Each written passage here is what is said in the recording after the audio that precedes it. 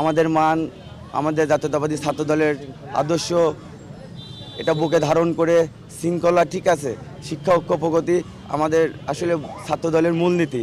আমরা এই ছাত্রদলের মূলনীতিকেই ধারণ করে সামনের দিকে আমরা তারুণ্যের অহংকার দেশনায়ক তারেক রহমানের নির্দেশনা সামনে থেকে আগাতে চাই।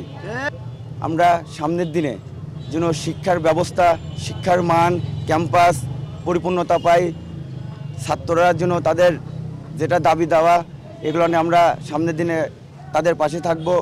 তাদের জন্য কোনো দুশ্চিন্তা বা কোনো দুঃসম্পর্কের মধ্যে না পড়ে, এগুলো আমরা খেয়াল রাখবো।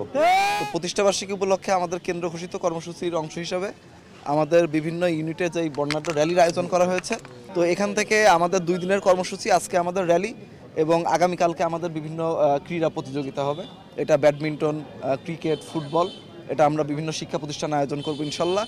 আর আমাদের প্রতিষ্ঠাবার্ষিকীতে আজকে সাধারণ ছাত্র সমাজ এবং বাংলাদেশের সকল ছাত্র সমাজকে ছাত্রদলের পক্ষ থেকে মেসেজ হচ্ছে তো বাংলাদেশ জাতীয়তাবাদী ছাত্রদল শিক্ষার্থী বান্ধব, ক্রীড়া বান্ধব এবং সুন্দর সমাজ বিনির্মাণে, সাম্য মানবিক সমাজ বিনির্মাণে কাজ করবে ইনশাল্লাহ।